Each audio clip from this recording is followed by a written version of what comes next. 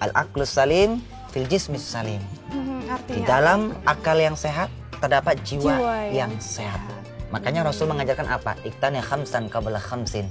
Pergunakanlah, perhatikanlah, jangan sia-siakanlah 5 perkara sebelum datang 5 perkara. Iya, apa Salah aja itu, satunya Ustaz? apa? Salah satunya adalah sehataka qabla saqamika. Sehatmu sebelum datang Sebelum sakitmu. sakit. Iya. Hanya. Baiklah pemirsa, ini obrolan yang sangat menarik yang kami harapkan kehadiran Kokolim di sini bisa memberikan pencerahan tausiah yang memaknai kesehatan di bulan Ramadan ya. Betul. Juga Dr. Fitri bisa memberikan kontribusi tentang bagaimana kita menjaga kesehatan mulut dan gigi kita termasuk rongga bagian dalam di bulan Ramadan.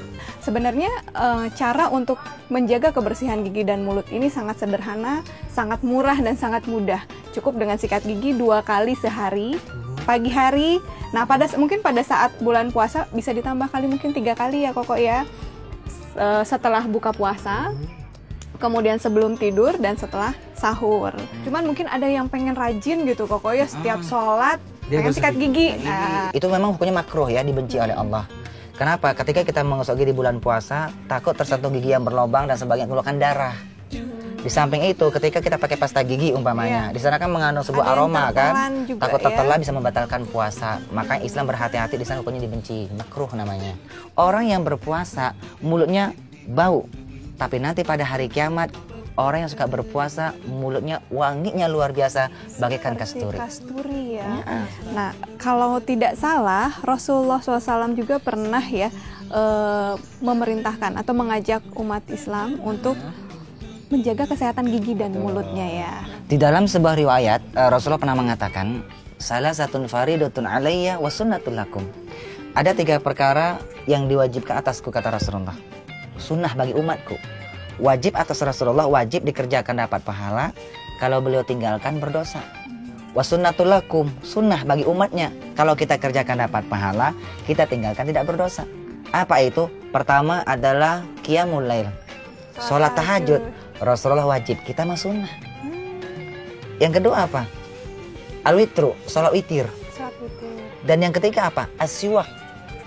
Siwak, Menyikat gigi ya. menyikat gigi. Cuma di zaman Rasulullah dulu kan tidak ada pasta gigi, ya kan? Dengannya dengan siwak, dengan kayu begitu ya, dengan kayu dia siwak. Itu Rasulullah ketika disunahkan orang ketika mau sholat disiwak giginya, dibersihin. Baiklah pemirsa, ini hasil bincang-bincang yang menarik saya, Riza Kurnia beserta Dr. Fitri dan juga Kokolim. Ada Syakron juga di sini dalam kesempatan yang membahagiakan ini. Harapan kami semoga hasil bincang-bincang yang sedang kita bahas Bermanfaat selalu untuk pemirsa di rumah dan terutama untuk kita-kita yang ada di sini nih Bang Riza. Nah, tapi sebentar nih Mas Riza, ini Bang Sakron nih gimana urusannya nih? Iya, sebaiknya nanti Gimana nih, Koko? di luar Berarti acara aku ini nggak puasa dong.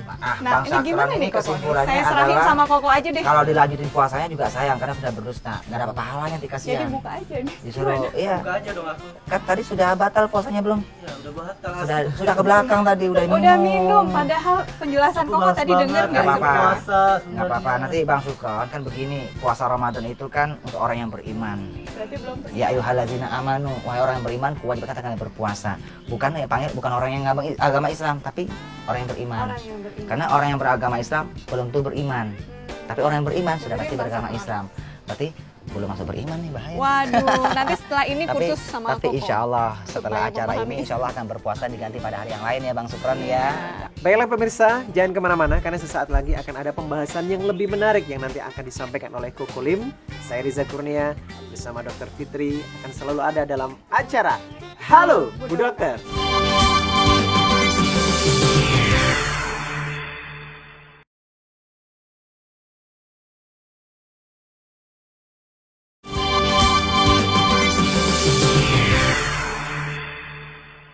Terima kasih pemirsa, senang sekali Anda masih bersama saya Riza Kurnia, kemudian Dr. Fitri dan juga Kokolim masih dalam acara Halo, Bu Dokter. Seperti biasa pemirsa, di segmen yang ketiga ini kita selalu menerima email dari pemirsa sebagai wujud partisipasi dan suka dalam acara Halo Bu Dokter.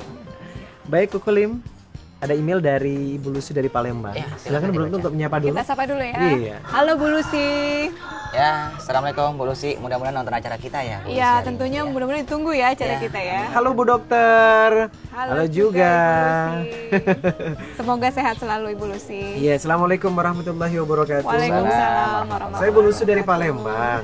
ada beberapa keluhan yang terjadi di seputar mulut. Yang pertama adalah kenapa gigi bisa berlubang? Apa penyebabnya? Sebetulnya kenapa gigi ini berlubang karena disebabkan oleh kuman yang menghasilkan asam dan dibantu oleh media. Di situ ada gula, sukrosa, fruktosa gitu ya, sehingga keasamannya menjadi meningkat.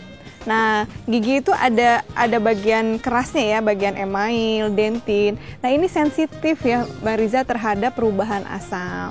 Nah, semakin tinggi asamnya, mineralnya lepas tuh, dan akhirnya menjadi lubang, giginya menjadi berlubang gitu ya, atau di dalam istilah ilmiahnya adalah karies gigi, karies dentis ya, karies dental. Nah, ini yang menyebabkan gigi menjadi berlubang. Oleh karenanya tentu harus menyikat gigi yang baik ya dan benar. Di konsep dalam Islam sendiri, Rasulullah tidak suka makanan-makanan yang terlalu beraroma kuat. Misalnya bawang atau petai sendiri. Apakah ini merupakan indikasi Rasulullah untuk menjaga gigi agar betul-betul sehat kok? Ya. Rasulullah itu sebenarnya guru dari segala guru. Kenapa? Karena Rasulullah itu sebenarnya mengajarkan lebih baik mencegah daripada mengobati. Rasulullah itu kan sangat menjaga hubungan sosial dengan orang lain. Dia tidak mau orang lain menjadi terganggu ketika kita berbicara, ternyata nafas kita menjadi bau. Baik, kita kembali kepada email dari Bu Lucy yang tadi di Palembang. Semoga puas dengan jawaban dari Bu Dokter tadi ya. Mudah-mudahan. Kami ingatkan kepada pemirsa yang ada di rumah untuk berpartisipasi dalam acara rubrik kesehatan Halo Bu Dokter untuk mengirimkan email di halobudokter@yahoo.com atau juga bisa mengunjungi website kami, bisa klik di www.halobudokter.com. Baik, kita kembali kepada email berikutnya. Yang ini saya kasih kesempatan spesial kepada Bu Dr. Fitri untuk membacanya. Baik, dengan senang hati sekali nih. Ini soalnya ada tamu spesial nih, khusus Koko Lim. Dari Hong Kong. Dari Hong Kong. Baik, pertanyaan selanjutnya dari Ibu Sinta di Tangerang nih Koko. Kita sapa dulu ya. Halo Ibu Sinta. Ya, Assalamualaikum Bu Sinta. Assalamualaikum warahmatullahi wabarakatuh. Apa kabar Bu Sinta? Mudah-mudahan sehat selalu ya. Pertanyaannya nih Koko, kalau misalnya terkait tadi ya dengan sakit gigi nih, berapa lama boleh batal puasa kalau misalnya kita sakit gigi ketika puasa Ramadan? Yang jelas di dalam Al-Quran itu tidak menentukan jumlah bilangannya. Fa'angpamangkana minkum maridon au ala safarin fa'iddatum min ayyamin ukhar. Min ayyamin ukhar, maka fa'iddatum itu diganti pada hari yang lain. Pada hari yang lain. Nah, tapi kalau sakitnya berkepanjangan, dia dibayar fidyah. Begitu. Terima kasih sekali nih Koko. Mudah-mudahan Ibu yang di Tenggarang tadi puas dengan jawaban Koko ya. Iya, mudah-mudahan nih. Nah, melanjutkan tadi ya pertanyaan yang tadi Bang Riza. Ya. Ini sebenarnya saya ada pertanyaan khusus nih sama Koko ya. Buat saya? Buat Koko. Kalau pertanyaan Mas Riza nanti nih. Kalau buat Koko begini Koko. Misalnya pasien ini datang pada saya nih ya Koko ya. Dia menderita sakit ya. Tidak hanya sakit gigi, tapi dia juga ada sakit badan yang lain ya, sakit sistemik yang lain, kondisi sistemik. Bagian giginya sudah saya obati. Kemudian menurut Koko nih, selain dia harus ikhtiar ke dokter, baik dokter gigi maupun dokter umum tentunya yang ada hubungannya dengan penyakit yang ada dalam tubuhnya, hal lain apa yang perlu dilakukan oleh pasien saya ini supaya maksimal ikhtiarnya? Ketika manusia sakit, maka kita kembalikan wa ilallahi turja'ul umur. Kita kembalikan kepada Allah. Allah menganjurkan ketika kamu ada masalah, pertama sakit juga masalah kan begitu ya. Pertama berdoa, kedua ikhtiar atau berusaha. Kalau aku kan selalu mengangkat dengan duit, doa, usaha, ikhlas. T-nya serahkan kepada Allah. Doa, usaha, ikhlas, tawakal. Kalau sudah berdoa, ya Allah saya sakit. Kan kita tuh minum obat kan? Minum obat pun Nabi Musa diajarkan oleh Allah dalam Al-Qur'anul Karim, wa idza maritu fahuwa yashfin. Ketika saya sakit, Allah yang menyembuhkan. Ke dokter hanya bentuk ikhtiar.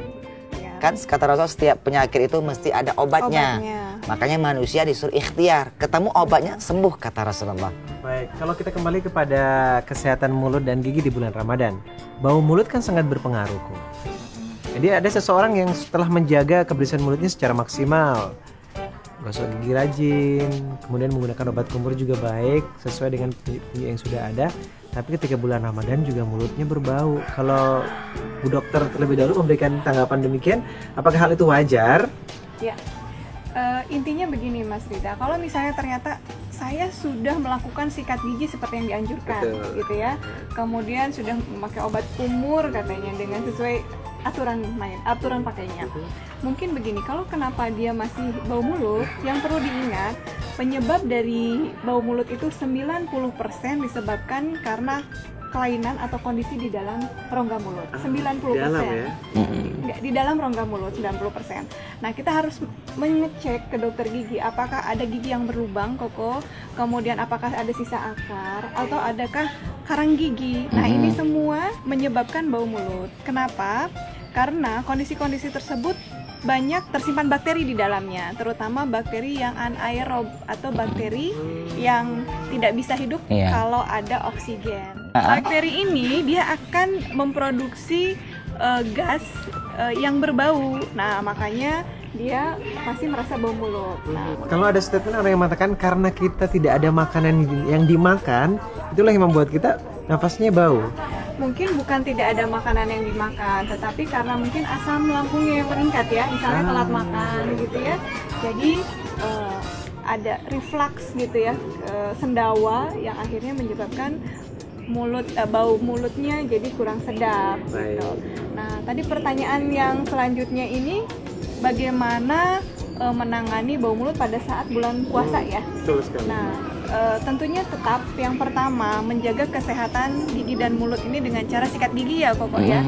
Yang paling penting tuh sikat gigi sehari 2 kali minimal gitu ya. Kalau pada bulan puasa mungkin jadi 3 kali setelah buka puasa, sebelum tidur sama dan setelah sahur. Nah, setelah itu banyak minum, banyak makan makanan yang berserat, karena makan makanan yang berserat ini akan membantu membersihkan gigi dan mulut, seperti sayur-sayuran, buah-buahan, seperti itu Koko. Baik. Akhirnya pemirsa, selesai sudah bincang-bincang kita di kesempatan yang berbahagia ini. Harapan kami hasil good collaboration ini antara Koko Lim dan juga Bu Dr. Fitri bisa memberikan sesuatu manfaat yang baik kepada masyarakat semuanya. Mudah-mudahan bermanfaat, terutama untuk kita yang ada di sini dan juga untuk pemirsa yang ada di rumah ya Koko. Ya, amin. Apalagi kan Bu Dr. Fitri ini kan lagi belajar religi, dokter religi. Mudah-mudahan Katanya ya, Koko, begini, ya. kalau kita Gurunya Koko salah satu. amin, insyaallah. Kalau kita dekat sama orang bau parfum, kita akan bau parfum. Dekat nama Ustadz, bau Ustadz. Tapi jangan dibalikin, Ustadz bau ya. Baik, terima kasih pemirsa atas kebersamaan dan perhatian Anda. Mohon maaf atas segala kekurangan. Saya Riza Kurnia, Dr. Fitri pamit undur diri dan kita berjumpa di episode yang akan datang minggu depan dalam acara Halo Bu Dokter.